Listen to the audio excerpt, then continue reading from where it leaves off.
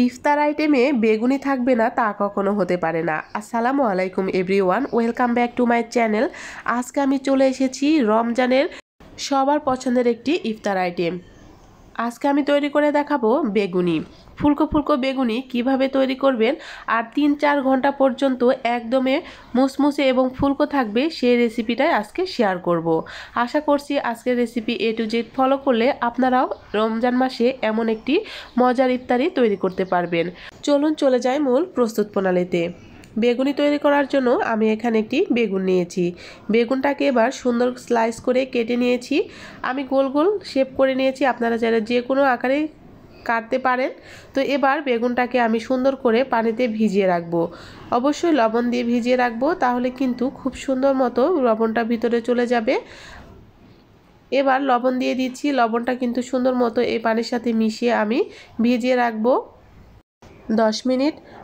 বেগুনি তৈরি করার জন্য আমাদের যে বেসনের ব্যাটার তৈরি করতে হবে, তার জন্য আমি একটি মিক্সিং বোলে নিয়ে নিলাম 1 কাপ বেসন। বেসনটাকে আমি আগে থেকে সুন্দর করে ছাঁকনি দিয়ে চেলে নিয়েছি। তার সাথে দিয়ে দিলাম শুকনো চালের গুঁড়া। শুকনো চালের গুঁড়াটাও আমি কিন্তু খুব ভালো করে চেলে নিয়েছি। অবশ্যই বেগুনি তৈরি করার ক্ষেত্রে এই দুইটি উপকরণ কিন্তু ভালোভাবে চেলে নিতে হবে। তার সাথে দিয়ে দিলাম লবণ, দিয়ে দিচ্ছি 1/2 চামচ শুকনো মরিচের গুঁড়া, দিয়ে দিলাম 1/2 চামচ হলুদ গুঁড়া। এবার সবগুলো উপকরণ ভালো করে আমি একটি চামচের সাহায্যে মিশিয়ে নিচ্ছি।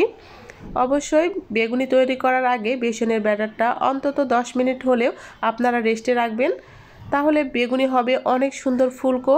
এবার বেসনের ব্যাটারটাে হালকা একটু করে পানি দিয়ে দিচ্ছি আর এভাবে একটি হ্যান্ড উইচের সাহায্যে মিশিয়ে নিচ্ছি। একটু একটু করে পানি দিতে হবে, তাহলে ব্যাটারটা খুব সুন্দর হবে। আর একবারে পানি দিলে আপনি কিন্তু ব্যাটারের ঘনত্বটা বুঝতে পারবেন না। অবশ্যই চেষ্টা করবেন এভাবে অল্প অল্প করে পানি দিতে আর হ্যান্ড উইচের সাহায্যে মিশিয়ে নিতে। এভাবে একটু ফেটিয়ে নিতে হবে, তাহলে কিন্তু বেগুনিগুলো অনেক বেশি ফুলকো হবে। আমার একটু পানি লাগবে, আমি আর একটু পানি দিয়ে দিলাম। তো এবার আবারও হ্যান্ড উইচের সাহায্যে সুন্দর করে পানিটাকে মিশিয়ে নিচ্ছি। এভাবে মেশানো হয়ে গেলে আমি কিন্তু এই ব্যাটারটাকে ঢেকে রেখে দিব 10 মিনিটের জন্য। আর এ পর্যায়ে ব্যাটারের ঘনত্বটা একটু পাতলা মনে হলেও রেস্টে রাখার পর কিন্তু একদম ঘন হয়ে যাবে। ব্যাটারের যে মিশ্রণটা আমার একদম কিন্তু রেডি হয়ে গেছে, দেখতেই পাচ্ছেন ঘনত্বটা কেমন হয়েছে।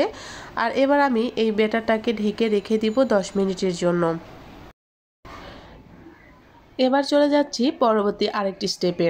বেগুনটা পানি থেকে আমি উঠিয়ে নিয়েছি। এবার বেগুনটাকে পানি ঝরানোর জন্য আমি একটা স্ট্রেনার নিয়ে নিয়েছি। এবার বেগুনটাকে সুন্দর করে পানি ঝরানোর জন্য আমি রেখে দিব কিছুক্ষণের জন্য। পানিটা খুব সুন্দর মতো গা থেকে শুকিয়ে আসলে আমি কিন্তু বেগুনিটা ভাজার জন্য চলে যাব। তো এভাবে কিন্তু আমি বেগুনটার পানি কিন্তু ঝরিয়ে নিয়েছি। আমার বেগুনের গা থেকে পানি কিন্তু একদমই ঝরে গেছে। আর এবার আমি একটি বোলে নিয়ে নিচ্ছি বেগুনি তৈরি করার জন্য। এবার আমি এর ভিতরে দিয়ে দিলাম সামান্য একটু লবণ, দিয়ে দিচ্ছি শুকনো মরিচের গুঁড়া। লবণ আর শুকনো মরিচের গুঁড়া দিয়ে আমি ভালো করে বেগুনটাকে সুন্দর করে মিশিয়ে নেব, যাতে প্রতিটা বেগুনের গায়ে লেগে যায়। আপনারা চাইলে এটা স্কিপ করতে পারেন, তো তবু বেগুনির স্বাদটা বাড়ানোর জন্য এই কাজটা করতে পারেন, তাহলে কিন্তু অনেক বেশি মজা লাগবে খেতে। আশা করছি বুঝতে পেরেছেন। এভাবে সুন্দর করে আলতো হাতে কিন্তু প্রতিটা বেগুনের গায়ে হালকা করে লবণ আর শুকনো মরিচের গুঁড়াটা আমি মিশিয়ে নিয়েছি। এবার চলে যাচ্ছি বেসনের ব্যাটারে। বেসনের ব্যাটারটার ভেতরে এবার দিয়ে দিলাম আমি 1/2 চামচ বেকিং সোডা। এখানে আমি বেকিং সোডা ব্যবহার করেছি।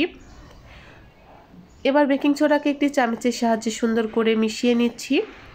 অবশ্যই বেকিং সোডা আর বেকিং পাউডার যেটাই দেন না কেন, যখন ভাজবেন ঠিক তার আগ মুহূর্তে এভাবে দিয়ে বেসনের ব্যাটারটাকে আবার সুন্দর করে মিশিয়ে নেবেন। বেগুনি যাতে 3-4 ঘন্টা একদম মুচমুচে এবং ফুলকো থাকে, সে কারণে এখানে দিয়ে দিলাম গরম তেল। গরম তেল দিলে আপনার বেগুনি কিন্তু অনেকক্ষণ পর্যন্ত একদম ফুলকো থাকবে, বসে যাবে না। আর এভাবে কিন্তু আবারও একটি বেগুন নিয়ে আমি বেসনের ব্যাটারে এভাবে উল্টিয়ে পাল্টিয়ে দিচ্ছি। আর ব্যাটারটা এভাবে একটু ঝাড়া দিলে কিন্তু বাড়তি যে বেগুনটাকে এভাবে ঝাড়া দিলে কিন্তু এক্সট্রা যে ব্যাটারটা সেটা পড়ে যাবে। আর আগে থেকে আমি চুলাতে গরম তেল বসিয়ে দিয়েছিলাম, আর তেলটা অবশ্যই গরম হতে হবে, তাহলে কিন্তু আপনার বেগুনিগুলো অনেক বেশি ফুলকো হবে। আর বেগুনি দেওয়ার পরে একটি চামচের সাহায্যে গরম তেল এভাবে উপরে দিয়ে দিবেন, তাহলে দেখবেন উপরে অনেক সুন্দর ফুলে উঠেছে। আর এভাবে উল্টিয়ে পাল্টিয়ে একটু সুন্দর কালার আসা পর্যন্ত আমি অপেক্ষা করেছি। দেখতেই পাচ্ছেন আমার বেগুনটা কতটা পরিমাণ ফুলকো হয়েছে, আর একদম উপরে একদম মুচমুচে হয়েছে। তো আমার কিন্তু ভাজা হয়ে গেছে, দেখুন একটুকু তেল চিটচিটে নাই, উপরে তেল ভাব নেই, খুব সুন্দর মতো কিন্তু আমি তেলটাকে ঝরিয়ে নিয়েছি। এবার সার্ভিং ডিশে পরিবেশন করে দেখিয়ে দিচ্ছি আমার বেগুনিগুলো কতটা সুন্দর হয়েছে। দেখতে যেমন সুন্দর হয়েছিল, খেতেও হয়েছিল অসাধারণ। আশা করছি আজকের ভিডিওটি আপনাদের কাছে অনেক বেশি ভালো লেগেছে। ভিডিওটি যদি ভালো লাগে প্লিজ আমার চ্যানেলটি সাবস্ক্রাইব করে পাশেই থাকবেন। আর এই তো দেখুন কতটা মুচমুচে, এমন ইফতারির 3-4 ঘন্টা আগেও যদি ভাজেন তাহলেও ইফতারে কিন্তু এভাবে ফুলকো থাকবে, কিচ্ছু হবে না। আশা করছি আজকে টিপস অ্যান্ড ট্রিক্স সহ আপনাদের ভিডিওটি অনেক বেশি ভালো লাগলো। এবার আমি আপনাদেরকে একটু বেগুন নিয়ে ভেঙে দেখাবো যে ভিতরটা কতটা লোভনীয় হয়েছে আর ফুলকো হয়েছে। রেসিপি যদি ভালো লাগে অবশ্যই লাইক কমেন্ট শেয়ার করতে ভুলবেন না। এমন নিত্য নতুন সহজ রেসিপি পেতে অবশ্যই আমার চ্যানেলের পাশে থাকবেন। পাশে থাকা বেল আইকনটি প্রেস করে রাখবেন। ফেসবুক পেজ থেকে দেখে থাকলে চাইলে পেজটিকে ফলো দিয়ে রাখতে পারেন। আর এই তো দেখুন একটি বেগুনি আপনাদেরকে ভেঙে দেখালাম, কতটা ফুলকো আর লোভনীয় হয়েছে, অসাধারণ হয়েছিল। এমন নিত্য নতুন সহজ রেসিপি নিয়ে আবারও হাজির হয়ে যাব। দেখা হচ্ছে নতুন আরেকটি রেসিপির সঙ্গে। আল্লাহ হাফেজ।